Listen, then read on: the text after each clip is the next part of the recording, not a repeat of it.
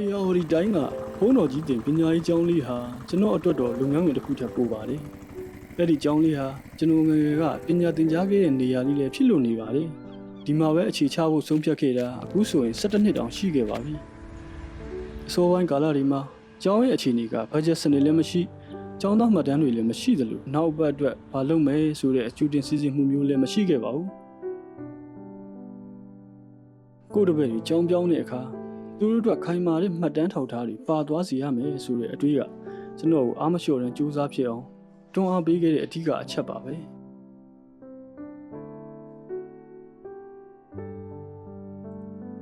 ကြည့်လိုက်ရင်တော့တည်တည်မွားမွားလေးတွေလို့ထင်ရပေမဲ့ဒီဟာအရေးပါတဲ့အချက်ပါကျောင်းလေးနောက်တစ်နှစ်ဆက်ရက်တည်နိုင်ပါမလားလို့ကျွန်တော်တန်တရားဝင်ခဲ့ရတဲ့မနက်ခင်းတွေလည်းရှိခဲ့ဘူးပါတယ်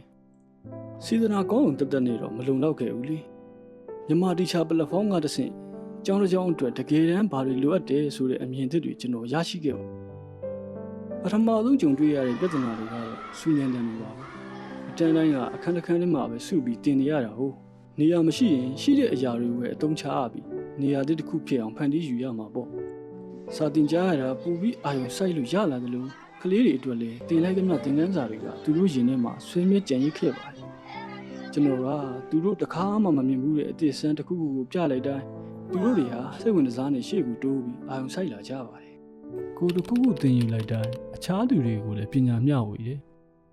ကျောင်းနိုင်ဆရာတော်နဲ့အတူကျွန်တော်တို့တွေနှစ်စဉ်စပါးအလှူခံပွဲလေးကိုစတင်ခဲ့ကြပါတယ်ရွာသူရွာသားတွေကလည်းသူတို့တက်နိုင်တဲ့လောက်ပါဝင်လှူဒန်းခဲ့ကြပါတယ်ဒီစပါးအလှူခံမှုစိတ်ကူးက NTV ကနေတိုက်ရိုက်ရလာတာတော့မဟုတ်ပါဘူးဒါပေမဲ့ကျောင်းတစ်ကျောင်းဆိုတာလူတူဦးတယောက်တည်းအပေါ်မှာပဲမူတည်ပြီးလေပတ်နိုင်တာမျိုးမဟုတ်ပဲဘယ်သူရှိရှိမရှိရှိအမြဲရရှိတည်တဲ့နေရမယ်ဆိုတဲ့အမြင်သစ်ကိုတော့သင်ပေးခဲ့ပါတယ်။စဘာလူခံတဲ့စနစ်ဟာ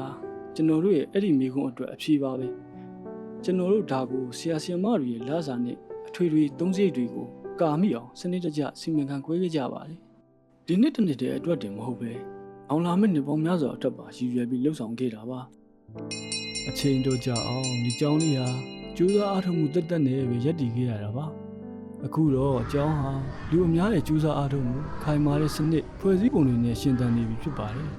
အဲ့ဒါလို့စနစ်တကျရှိခြင်းကမှပညာရေးကိုအရှိန်မပြတ်ဆက်လက်ရှင်းသန်စေနိုင်တာပါ